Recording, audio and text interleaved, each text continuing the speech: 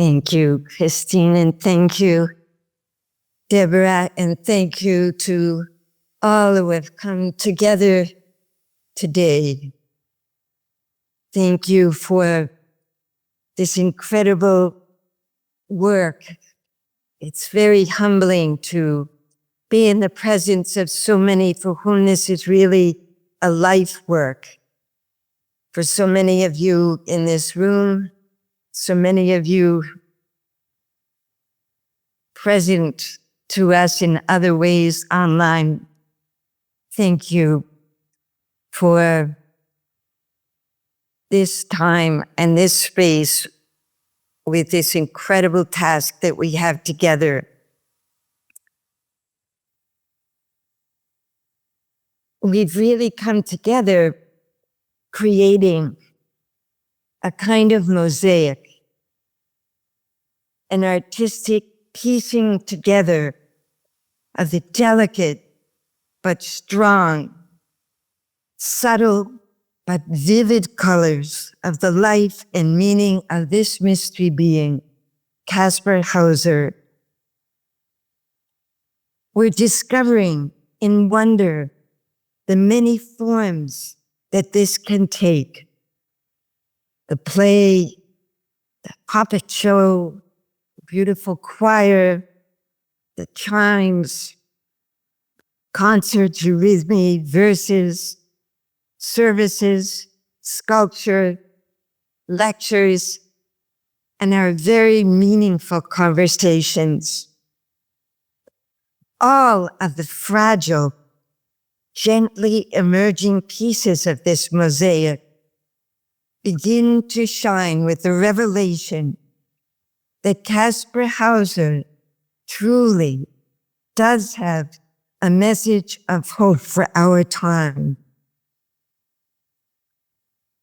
2 years ago in 2022, the work of many years and many people carried us into the theme of that year's powerful conference, Kaspar Hauser and the Apocalypse. Here is one echo of the words of Dr. Koenig that were cited there. He said back in 1964 already, we are placed into apocalyptic events. We have to behold death and destruction, that sun and moon are darkened, that the stars fall from the skies, the outer tumult, the outer need, the inner stillness. Everyone, every single person is a piece of the apocalypse. Every one of us in this sense is of an apocalyptic nature. Now we have come together in times of an ever-escalating world apocalypse, remembering one theme put by Schuchardt at that last conference, where the danger is, also grows the saving power. We come together now, daring to believe that this saving power lies in the force of hope, believing that hope is an apocalyptic virtue, and knowing that Kaspar Hauser's deed of hope carries a truly saving power. But we have really hard work to do, an intense searching, both in our individual lives and in the lives of all of those around us, in our families, friends, communities, searching, working for paths to hope, a true seeking of a hope that is the one thing stronger than fear. And these are fearsome times. The echo of world turmoil resounds in every single aspect of our lives. Everywhere, the very presence of the spiritual world can seem at times to grow rather remote in the deafening climate of fear. The press of world events upon those who would work for truth and justice, the human rights on every level, everywhere, are experiencing an ever-growing weight. Some would even say a despairing burden.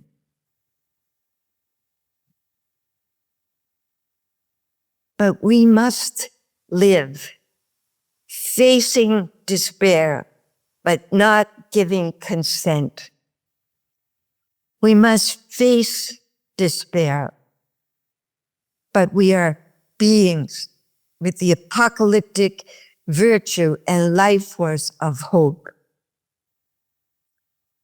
We want to hope for something that is only to become and grow and be fulfilled in the future. So let us wait with patience. Then the Spirit will stand in for us when our strength fails. This morning we turn to the rather challenging theme, Kaspar Hauser, in forgiveness is our hope. A theme that poses that forgiveness, like hope, is an essential virtue in apocalyptic times, in fearsome times, and that Kaspar Hauser's life and death form an essential bridge from forgiveness to hope. For us, and again, as Eckhart once put it, for future human beings who will be able to freely meet all other living beings with love. One path before us is a way deeply embedded in the soul's journey to its own destiny and the world destiny in which we live. A fourfold way, a way we struggle to comprehend, even as we travel it. This is the way of suffering, sacrifice, forgiveness, and hope. We experience this fourfold form of inner discovery in our life, in sacred moments, in our rituals, outer, inner, in our deep contemplation together with others of individuals who has special needs, or a group with recurring special problems, or even in our larger communities with a household or a workshop situation that might need a deep level of reflection and renewal. We can observe this path struggling on a much wider scale, even on the international stage of world organizations whose task it is to truly know the suffering of peoples, to experience in thought and feeling the sacrifice of entire populations, to seek reconciliation and restitution on behalf of a people, and to re-establish hope for enduring justice and peace. We know so well the imprints of our epoch. The indisputable problem of our time is evil, and the hope for healing lies in the daring response to evil through conscious deeds of forgiveness. This fourfold path radiates a kind of gospel story of suffering, a humble, conscious offering or sacrifice, a transforming force of forgiveness, and a communion of those empowered with hope. This was the path of Kaspar Hauser. So let us add some pieces now to this colored mosaic that we would try to create together this morning. First, then, the suffering of Kaspar Hauser, about which there are so many moving and detailed accounts and descriptions. And we must work with those. Kaspar suffered a crime against the human soul, deprived of all that helps us become human. This was a sin against Kaspar Hauser's higher spiritual nature and its unfolding relationship with spiritual beings, an incision into what is most holy, most unique to a human being, an invasion of the freedom and destiny of the human soul. Kaspar suffered the most profound of all ruptures, the violent separation from his mother, from his family, his heritage, his very destiny, and his task for this world. As for his many years in solitary confinement in a dungeon, chained, we can and must keep that fresh in our consciousness when we work with the teachings and impact of Kaspar Hauser, coming as they do from the depths of captivity into blinding light. Perhaps to do this, it's a help in this exercise when we allow the sufferings of the Kaspars of this world now to pass before our souls. These are the ones living and dying within the dungeons of our prisons, cages of our immigration detention centers, towering, deadly enclosures of whole peoples, and small, cold, stony walls of separation of one from the other in all that would attack our humanity. These are the ones confined to beds of pain and confusion, desperate for warmth and human understanding. These are the ones driven mad through isolation in all its current sinister forms. Even some of these are the precious ones called disabled, and thereby sometimes all too often on many levels chained within a prison of loneliness, fed only on the basic bread and water of mandated nourishment. These are the ones, all the ones, above all the children, the ones trapped beneath toppled, bombed out walls, destined to suffer their last breaths in the despair of war's darkest dungeons.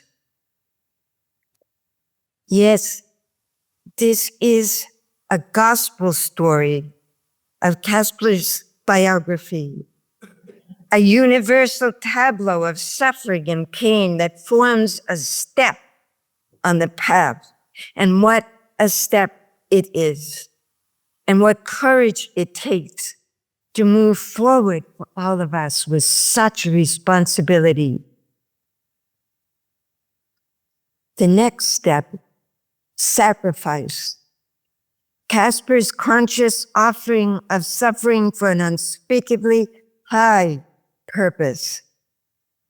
Kaspar knew all too well, in the core of his sometimes tormented being, what had been done to him, what he had lost, what the denial of the richness of childhood had resulted in as he faced life's uncertainties, suffering always the lasting wounds of incarceration and deprivation.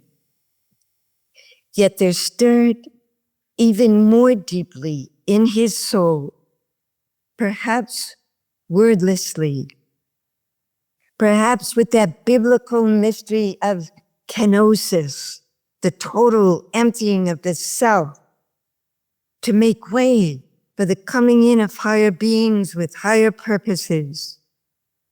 There stirred in Kaspar the essence of sacrifice, the seed for forgiveness, which is in essence a totally sacrificial deed of love. Kaspar placed on some sort of sacred altar the substance of his being, offering it in service to all that is human, to all who would seek the divine, to all who would come to even know the very Godhead. There's an old Arabic word, badaliya, that means substitution. It can be translated a willingness to put oneself in the place of another, or even to take another's place in battle. This Kaspar did. His mentors wrote he seemed to feel every pain and every kind of suffering that happens to another person as if it were his own. This, his image and his presence continues to do. For did he not take the place of those trapped in the overwhelming layers of the darkness of his time? Even as now he takes our place or stands with us in the unprecedented, staggering, even shameful battles of our time. Suffering and sacrifice, a prelude to Rudolf Steiner's insight into the coming of the sixth epoch, where he describes in these words that humanity will be fully present only when it becomes possible for one individual's pain to be felt not only by the person in question, but also by another. In the future, the pain of a person with an injured body will be felt not only in that person's consciousness, but also equally keenly by others. Someday, we will be able to feel another person's injury as acutely as if it were our own. That is the Christ ideal.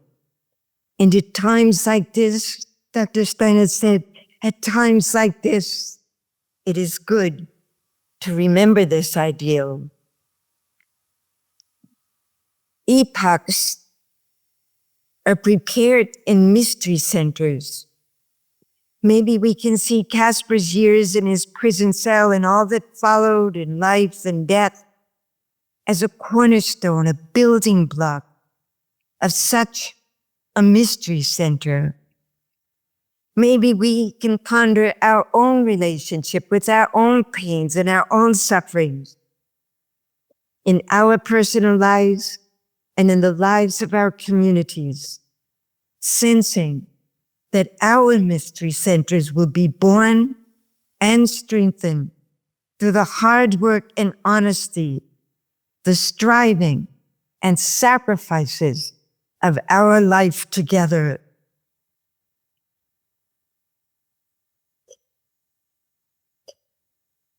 This brings us now to the kind of heartpiece of this path, the stage of forgiveness. When we seek a deep understanding of forgiveness, we turn to that encounter with the teaching Christ, a moment of timeless endurance when he said, "And when you pray, let your prayer be like this." And the Our Father came into the earthly realm. Dr. Steiner calls it the prayer of all prayers. There's hardly anything else in the world, he says, that contains so much and such important things as this Lord's Prayer. It touches human hearts and has great strength. Everything we need to know about the nature of man is in that prayer. It is a prayer, as we know, with 7 petitions, the 5th of which is, "Forgive us our trespasses, as we forgive those who trespass against us." It is not easy to confront the evil of trespass, the confounding impact of debts, the lack of harmony with those around us, the trespasses and faults of our etheric bodies, offending the ether bodies of those around us. These true debts before God and before one another, and our will to forgive and be forgiven, live in the etheric realm as we seek to restore the draining forces and vitality that result from such wounds. Forgiveness is an etheric building force. Where there is a lack of confession, of forgiveness, there grows a great obstacle to the gift of hope. Where forgiveness is lacking, the etheric is damaged. And where there is forgiveness, the etheric is strengthened. And this has everything now to do with the task, the hope-filled gifts and striving of our time, the appearance of Christ in the etheric, our union with Christ in the etheric. 2 Greek words appear in the New Testament for forgiveness, and each one offers a deep meaning. The first one, which sounds in the Our Father, is aphesis, signifying remission, release, letting go. The other is charishma, meaning the total canceling of debt. It also means grace. Both suggest a gift from the gods, a godly, compassionate remission of sin, and a moving together toward the future, a path in itself from the captivity of revenge and retribution to a true restoration of hope for the future. Throughout the life of Christ, we encounter this mystery, this compelling call to understand, to undertake forgiveness. He speaks about it in so many places. But of course, in all of human history, there has never been a more powerful, earth-shattering proclamation of forgiveness than from the cross of Golgotha, when in his last hours, the Christ called out, "Father, forgive them, for they know not what they do." The cosmic reverberations of that plea resound in human hearts, where the unfolding of the mystery of forgiveness must take place. How did it live then in the heart of Kaspar Hauser?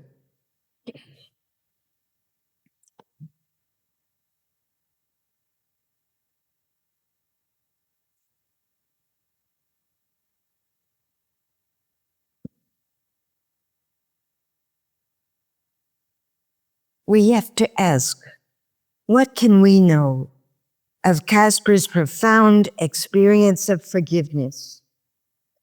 We have to look at this closely if we are to ever cross the bridge to hope, for here lies a central mystery of Kaspar's living and dying. And so to help with this question, it might be good to turn to the event of Kaspar's confirmation. There's been so much wonderful research about that, and one can, through it, enter deeply into the event. An event that I believe Eckhart has said was possibly the most light-filled experience of Kaspar's short life. This confirmation took place on May 20th, 1833, when Kaspar was 21 years old. It took place on May 20th, occurring that year in these days that are so important in our festival life between Ascension and Whitsun. And Whitsun on that year was May 26th, the exact date of Kaspar's original appearance in Nuremberg. The confirmation took place in the Ansbach Gumbertus Church, specifically in the Chapel of the Knights of the Swan.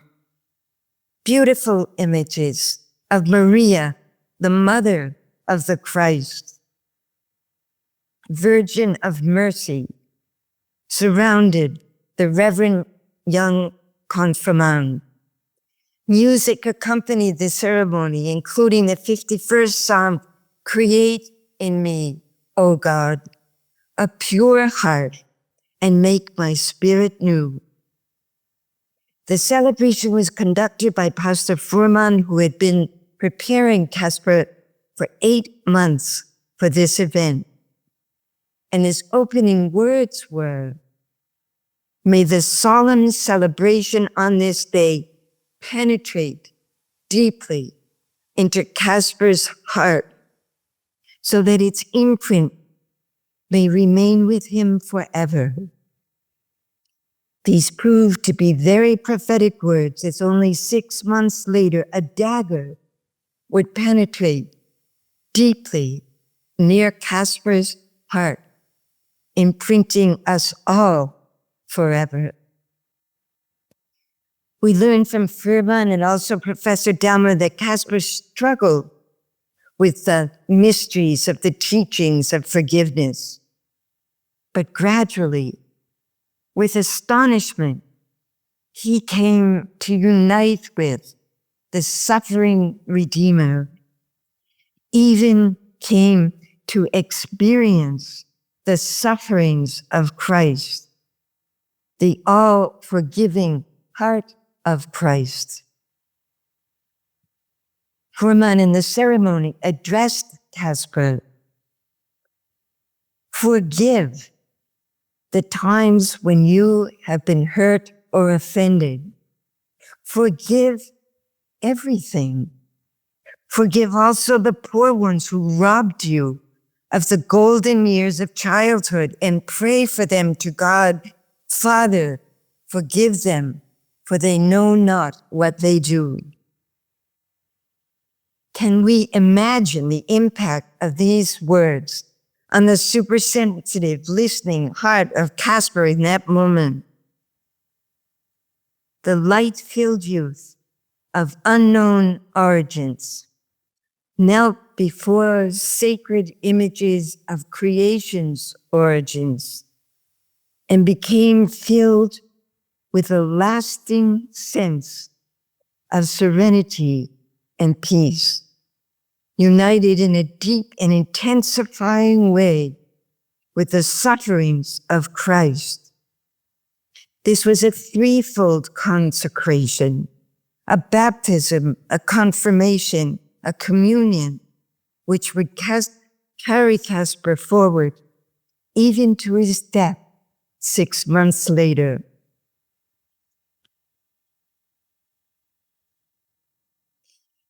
Whether we have been connected with Kaspar Hauser for some time, or whether we are meeting him for the first time, indeed, if the two come together and we're all seeing something new, of a new teaching coming into the earthly realm, all of us need to hear again. It sounded in this conference and it must resound in all we take forward from this. Dr. Steiner's solemn admonition: if Kaspar Hauser had not lived and died as he did, the contact between earth and the spiritual world would have been completely broken. To me, for years, this has been an almost incomprehensible statement, one of the few that Dr. Steiner made about Kaspar Hauser, and it stands over our gathering in these special days as we share and marvel how he lived and the universal impact of his life. So too, we must enter with care and deep reverence the experience of how he died.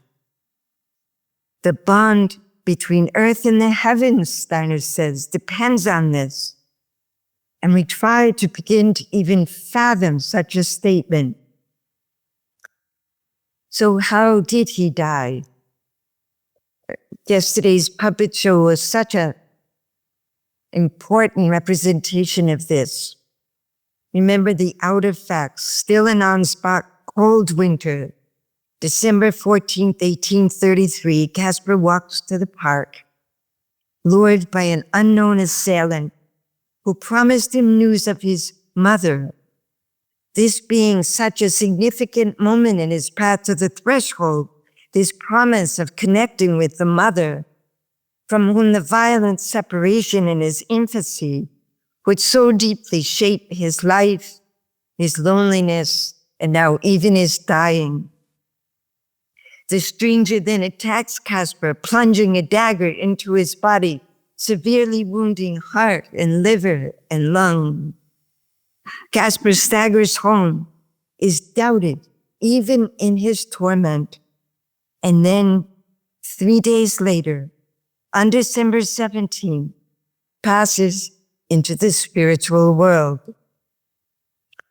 3 days, the archetype of the initiation experience, the kind of time that becomes a vessel for the sacred work of transformation, even at this stage on the path, transubstantiation.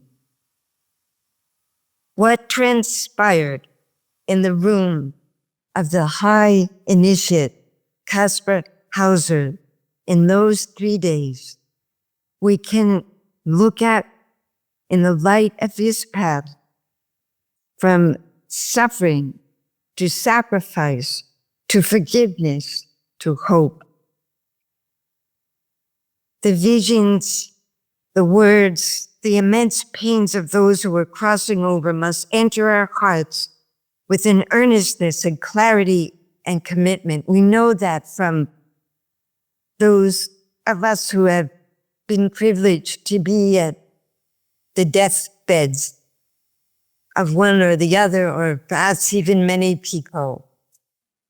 We know that we are responsible for the most intent, honest, heart listening in those times. We look at Kaspar's last hours, which, when he said, "I feel something that is not of this world," the reality of spiritual beings, beings of the angelic realm, must have filled that space around Kaspar's deathbed. And those with him, whether they loved or hated him in that time, the destiny of those in that room would forever be marked by Kaspar's living and dying. He lay there in total pain and powerlessness, crying out that the monster has been stronger and asking that the evildoers be forgiven. Pastor Furman then prayed the Our Father, that prayer of all prayers, for the greatly weakened Kaspar, who then spoke, "Why should I be troubled? I have asked all the people I know for forgiveness. Why should I feel resentment and anger? For no one has done me any harm." The utter culmination of the path that holds this mystery of forgiveness shines in these words, "No one has done me any harm." There is a mighty, unseen, destiny-shifting event here. To gain some understanding of it, we have to work really hard. Many of you might know this work of Sergei Prokofiev, The Occult Significance of Forgiveness. And there he writes, "As it is in our time that Christ becomes the Lord of karma, it follows that forgiveness will both in our time and in the future, even to a greater extent in the future, have an immeasurable significance for human evolution. Our own karmic deeds, relationships, struggles must reflect this call from the future. When a person forgives, not only letting go of an offense of any kind, given or received, but, Prokofiev goes on, bringing as much good into the world as was taken from it through the wrongful deed. That person becomes on earth that organ which Christ himself, as the Lord of karma, can work directly amongst mankind with in the etheric realm.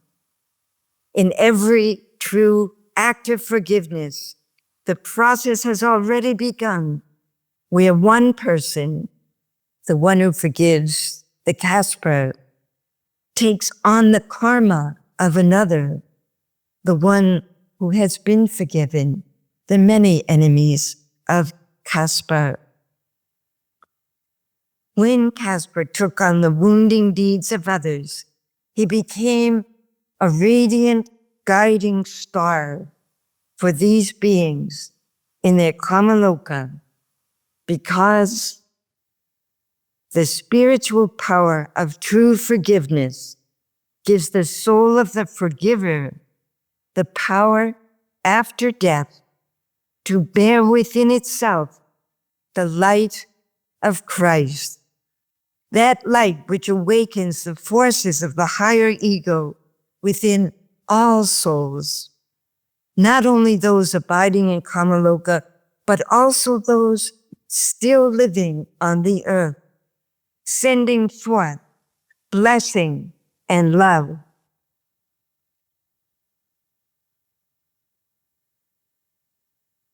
There is another mystery in this dying deed.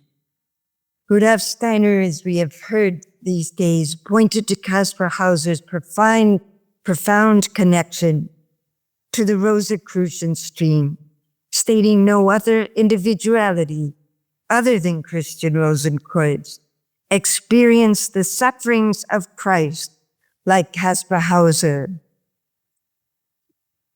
Kaspar was initiated into the sphere of Christ's suffering, and thus into the path of Christian Rosenkreuz, who Steiner called the greatest martyr among men.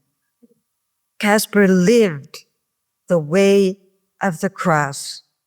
He was emptied of self and gave an outpouring of love, thereby able to proclaim the ultimate words of an all-encompassing forgiveness.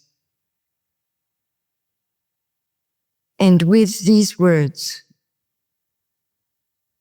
we can experience, again, Prokofiev, that since the words of forgiveness from the cross of Golgotha, everyone who has attained true Christian initiation and who is striving with his whole being, with all the forces of his soul, towards an imitation of Christ, will sooner or later inevitably be called the greatest of all martyrs, truly filled with the boundless forces of forgiveness. Such a one was Kaspar. And when we experience this, we comprehend better why it mattered, how he lived and how he died. How did he die? It was a death by piercing. The sharpest point of Kaspar's life would bring his mystery to this culmination. When we deeply contemplate this, many of us perhaps immediately see the image of another piercing. We recall that stunning event on Golgotha when a soldier is sent to the crucified one, and he pierces the side of Christ with his lance. The Gospels tell us that immediately blood and water flowed out, blood carrying with it Christ's soul even into the body of the earth, and water washing clean in a torrent of forgiveness the sins of all humankind. And the astonished soldier, named in tradition Longinus, testifies to the identity of this being and says, truly, this was the Son of God. The lance was preserved, called the spear of destiny. The piercing presence of so many destinies is held in that moment when an unbeliever, representative of all our unbelief, turns to the truth. A truly sublime musical masterpiece captures the depth of this mystery of the piercing of the Christ.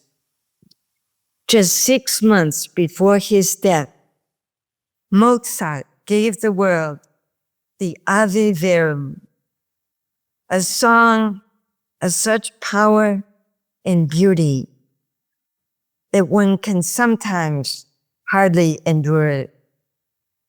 The Latin words impart Ave verum corpus, hail the true body, Natum de Maria Virgine, born of the Virgin Mary, vere possum immolatum, a truly sacrificial step in cruce pro homine, on the cross for humanity, cuius latus perforatus, whose side is pierced, unda fluxit sanguine, a wave flowing with blood. Miserere, mercy. Amen.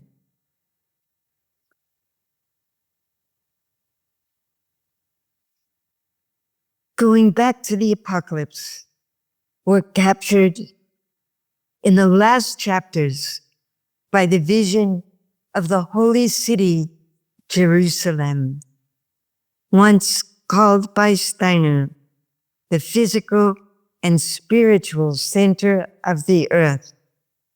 A new city streaming down from the heavens, even as the old cities built up from the earth will perish.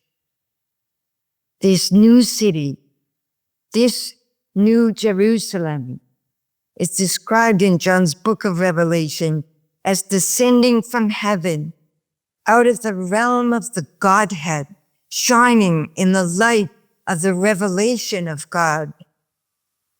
And there appears a river, the water of life, bright as a crystal, its source, the throne of God and of the Lamb. Imagine that spectacular flow of water pouring forth from the side of Christ, becoming that river by which is planted a tree of life, whose leaves will be healing medicine for all the peoples. And call to mind a lasting reflection of this image in Carlos Kaspar Hauser play, when before being pierced by the dagger of destiny, Kaspar shares his vision, which later would stream into its own forgiving waters over the evil deeds of so many. I beheld that all and everything in all its manifoldness was at once and the same time one. All of humanity, together with all nature, but in such a manner that it was in truth humankind that made it into one. I saw this in the image of a tree, whose branches moved and formed all manner of signs and figures. In the power of this image, I was able to assemble around me such men and women who would be able to read the signs of the branches and who would themselves become branches of a new order. The path we've been exploring, Kaspar's path, is also a universal journey, open to every human soul. Suffering can lead to a deep level of selflessness, and sacrifice, which enables the transformative force of forgiveness to enter human interactions, both before and after death. This force of forgiveness is a social force, a vital foundation for healing, from which can come our hope. In founding Camp Hill, Dr. Carl Koenig carried hope that the new community, precious in the heart of Kaspar Hauser, would be radiated by new gifts to humanity, with branches that would become vital centers of a new order. These gifts would flow from the very core, what he called the inmost kernel of the being of all people who are special, with special needs, with special gifts, a kernel which he said is not only infinite, but holy and divine. It is part of the Godhead whence it came, to which it will return, and from which it will come again. They have made a sacrifice which is in the service of higher humanity, indeed of the human image and its future. These outsiders, he says, are the ones who have begun to lead us back to honesty. We can see from all our reflections and our shared experiences that Kaspar is the light of the hope for this path back to our essential spiritual existence. For like forgiveness, hope is a social thing, a movement forward. Remember the ending of Dr. Kearney's Good Friday play, when that assembled procession of people suffering, every form of suffering, has been guided from the bitterness of prostrated spirits to the forgiveness that comes with a new way of seeing. And so they cross the bridge to hope, saying, we know we shall find the way. We know we shall reach the bridge that will carry us across to the place where all that was fragmented will become whole again. I have an author friend, Susan Dodd, and she wrote this novel, The Mourner's Bench, and I can't resist giving you the way she puts this. All of us are waiting for nothing less than the pure mercy that's been promised us, and we can count on that even if our faith is no match for our stubborn and adult hope. It's the Lord looks at us finally. I reckon our hope, the one human thing that's as boundless as his love. It's been there inside us all along, our salvation. Hope knows salvation. It lives on both sides of the threshold, strengthening the soul amidst all its trials and despairings in the face of both inner and outer events. St. Paul in the Romans says, we have sought refuge in seizing the hope which has been offered us. This hope we have as a secure and firm anchor of our soul.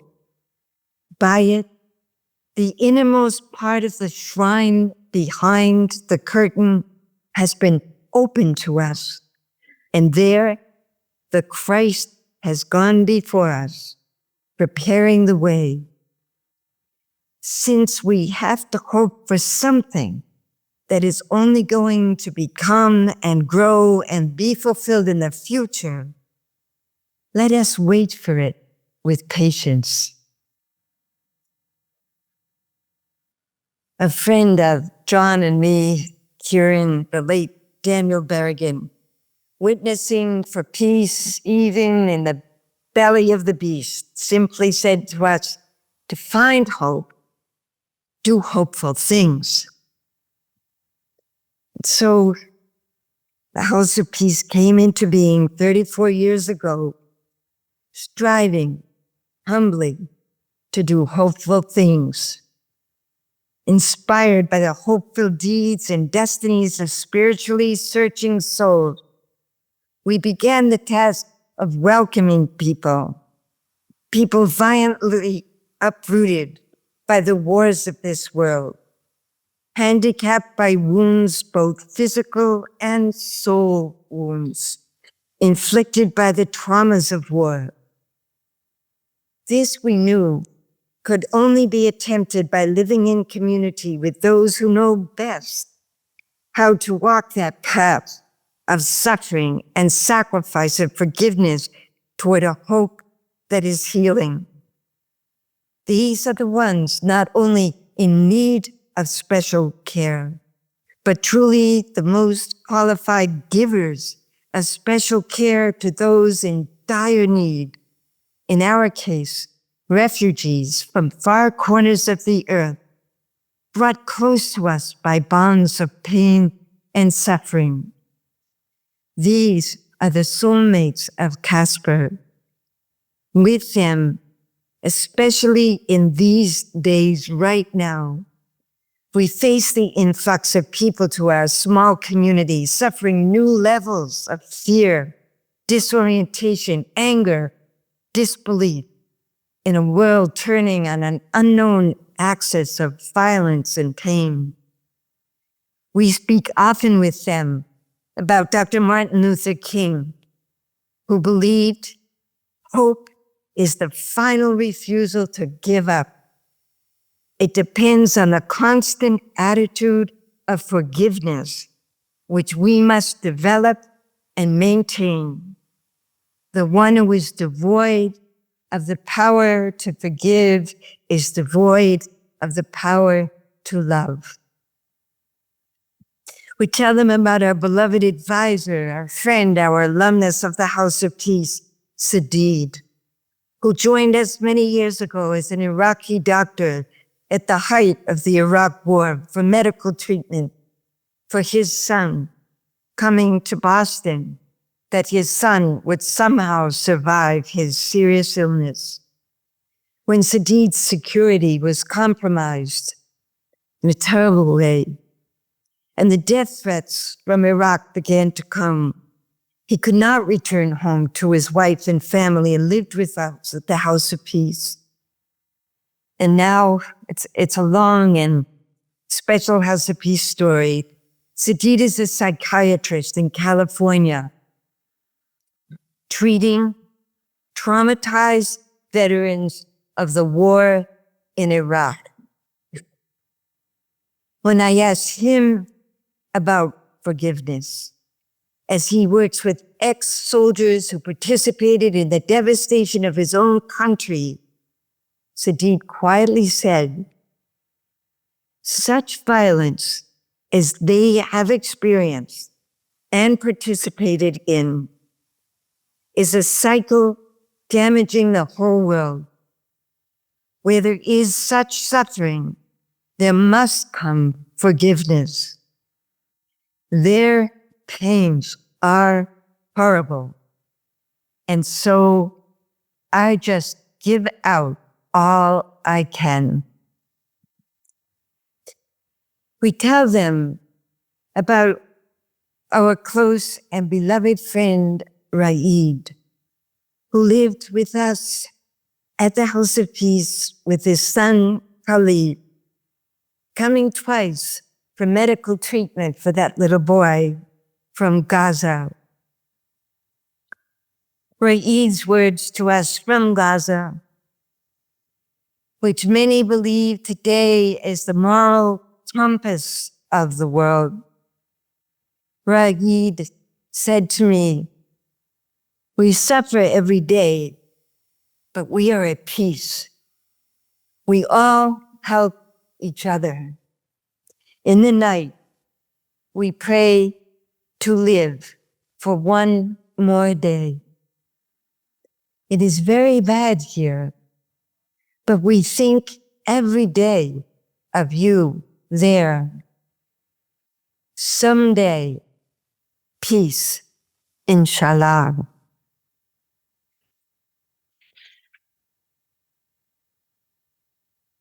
For me, in this year of such turmoil, it's made a great difference to turn so intently during this cauldron of world suffering to Kaspar Hauser, to his message of hope and its foundation in forgiveness. Sometimes I hear a story, a still small voice heard above the deafening roar of the weapons of death. One soldier who lost a child in the war in what we once called the Holy Land had a Kaspar-like experience of forgiveness. And he said, something happened underneath. It was a narrative of transformation. And when you see it, there's no going back. Everyone must undergo it. Other voices arise of women whose children have been killed, their voices begging that no revenge be sought, that no other mothers will experience the useless death of all that is precious in a pure child. Yotam Lev, you know him, his sister-in-law, Michal, who says, no revenge in my name, on behalf of my son who died. He was a source of pride and hope. No more killing in my name. Other voices, this one from a Palestinian boy, Hirshama Watami. He was then, when he wrote this, 12 years old, in the middle school of Quakers in Ramallah on the West Bank. Hope dwells in my heart. It shines like a light in the darkness. This light cannot be smothered. It cannot be drowned out by tears and the screams of the wounded. It only grows in strength. This light can outshine hate. This light can outshine injustice and segregation and apartheid. In a Greek legend, Pandora opened a box, and when she did that, all the evil escaped. But luckily, Pandora closed the jar before hope could escape. And hope stayed in that jar. Hope would never escape. So I ask you one thing. Learn from that story. Learn to never give up hope. Learn to let hope give power in the darkest of times and let the light shine. Last year at this time, the world entered a time like no other. Violence would know no bounds.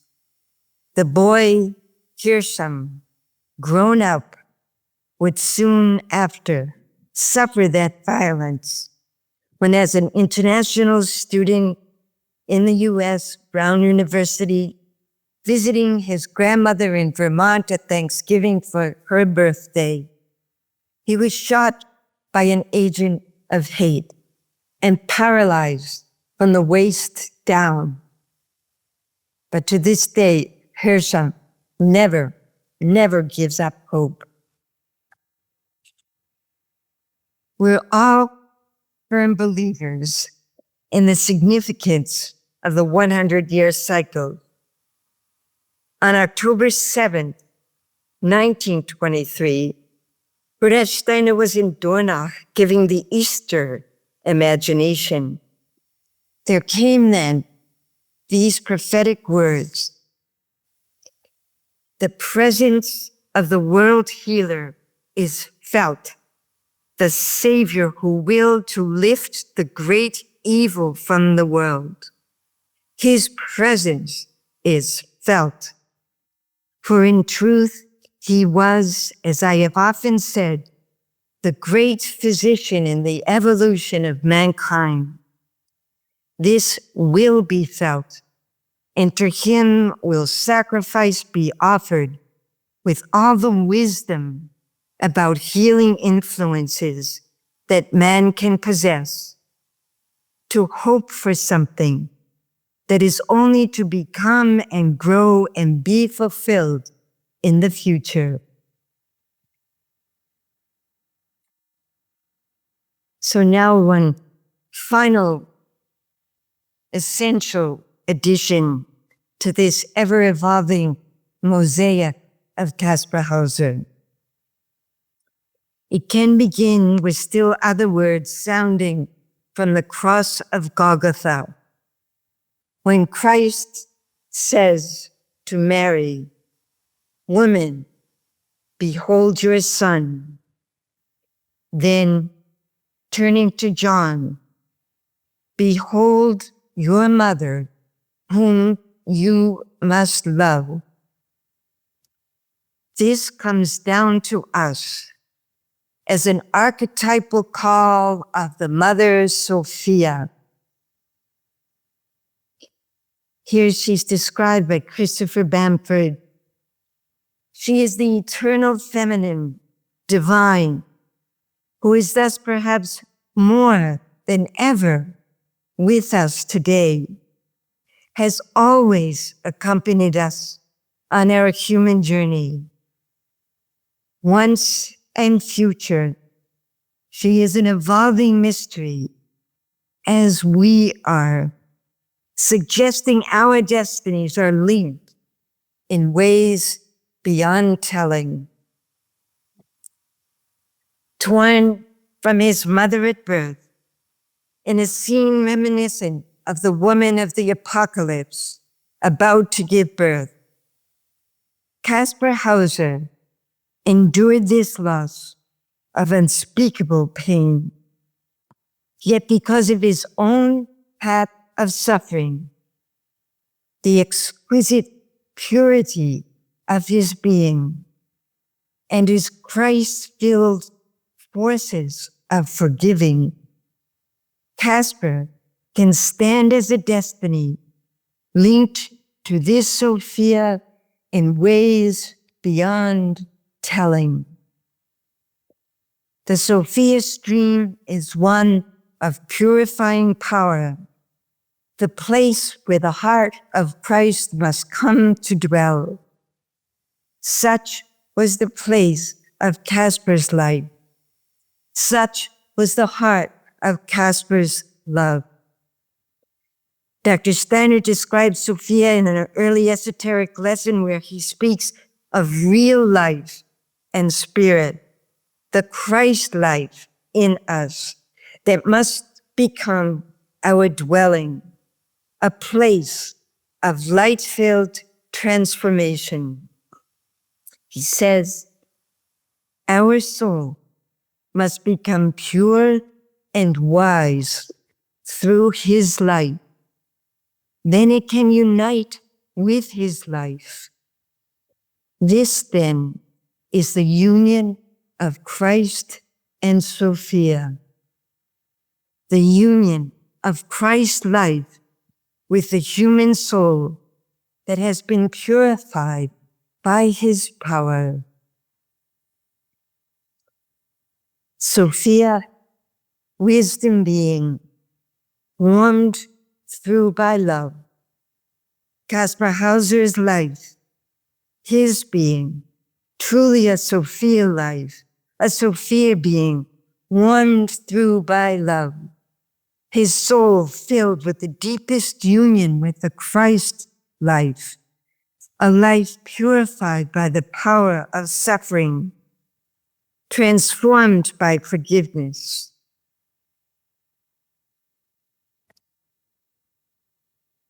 We are in a new time, a time of apocalyptic shocks and dangers, and a time of new revelations and needs and faculties.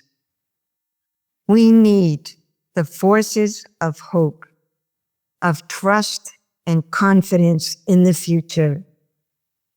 Again, Dr. Steiner, spiritual science, by revealing the all-embracing laws of karma and reincarnation, gives us something which permeates us with spiritual hope, fills us with the strongest forces of hope. These are the forces that must live in the deepest heart of our communities, our beloved communities.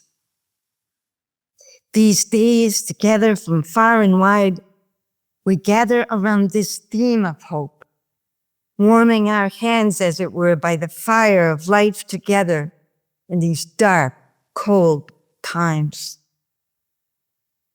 Riveted as we are on the hopelessness, the helplessness of this wounded world, suffering as we are, the tyranny unleashed on the kingdom of childhood, mourning as we are, the soul crimes against innocent people, we encounter Kaspar Hauser in new ways. His is a story of unprecedented pain, of total sacrifice, of transformative soul-filled forgiveness, and a pure Sophianic love.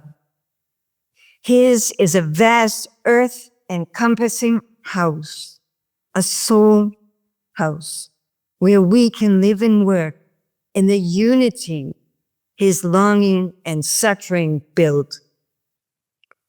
We have the riches of anthroposophia to guide us to this house and to lead us from it in service to the whole world. We have Carl Koenig to encourage us, warm us, enliven us to be bearers of the impulse of Kaspar Hauser. We have each other, so many on this path of deep connection and devotion, of commitment to these guides.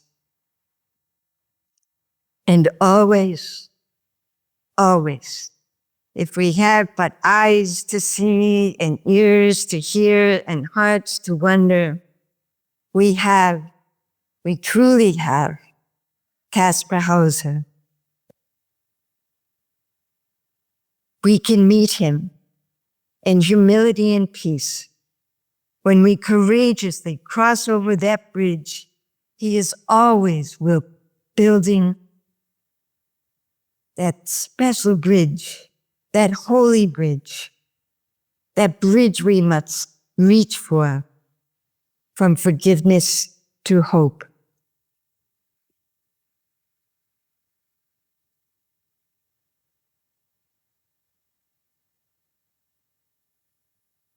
So we close now on this very date, November 9th.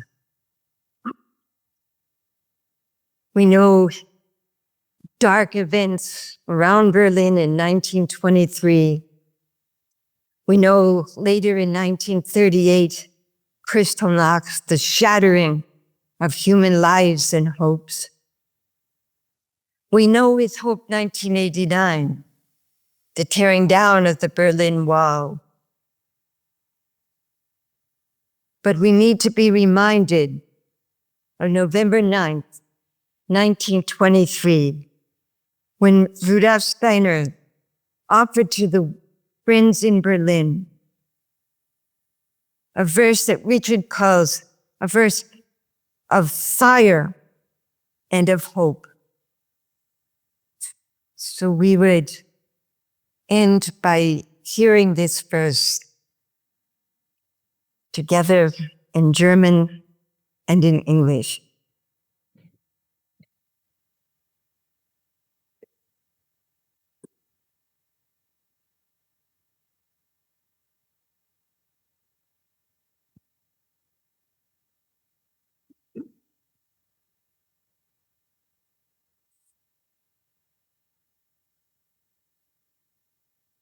Den Berliner Freunden. Es siehet der Mensch mit dem welterzeugten Auge. Ihn bindet, was siehet, an Weltenfreude und Weltenschmerz.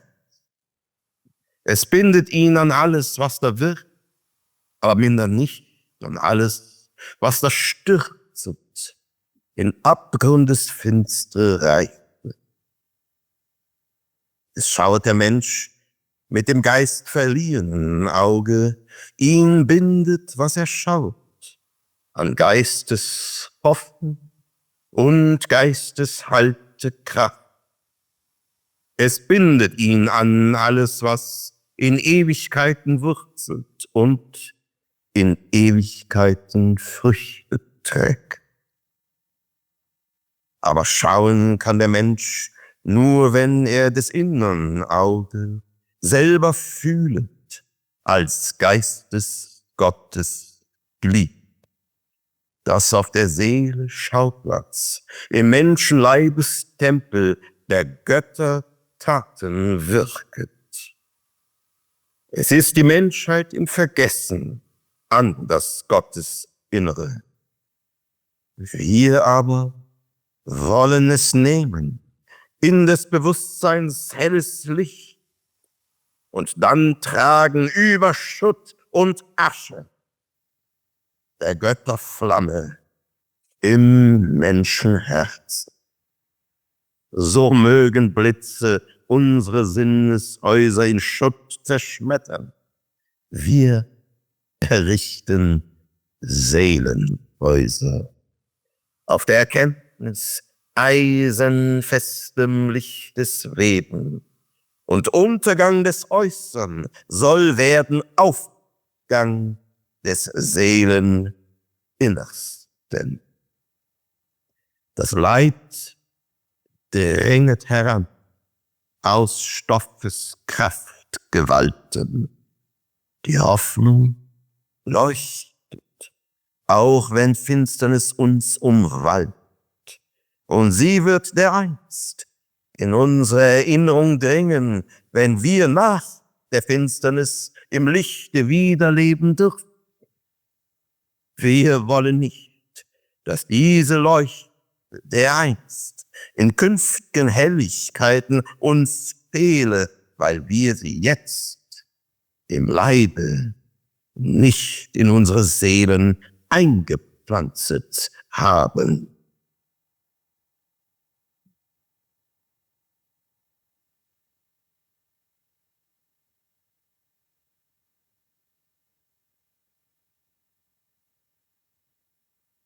Humankind looks out with the world-engendered eye, and what we see, this binds us to world delight and world despair.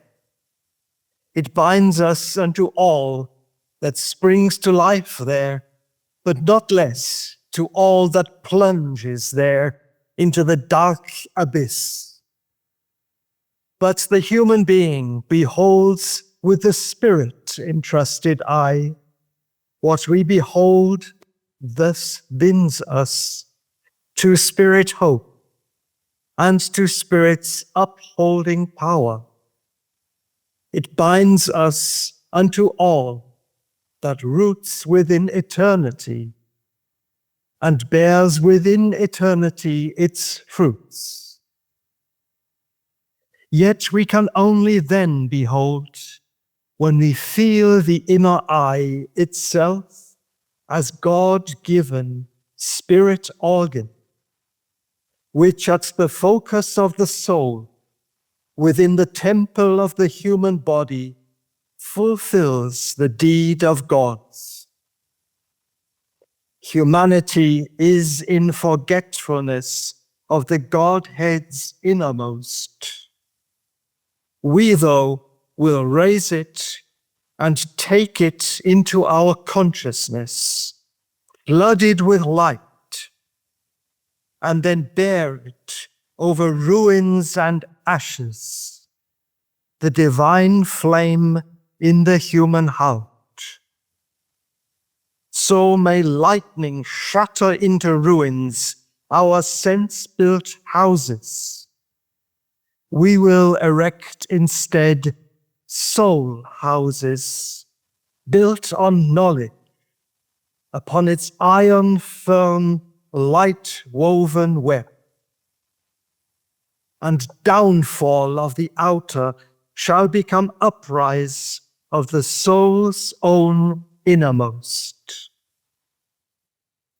For pain presses upon us from powers of material force, but hope illumines, even when darkness enshrouds us. It will one day emerge within our memory when at length, after the darkness, we may live again in light.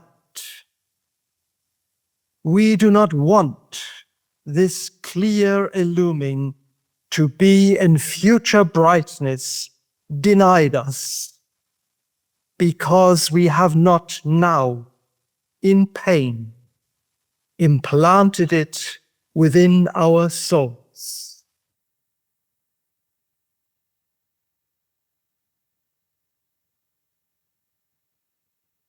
Thank you. Thank you, Aaron.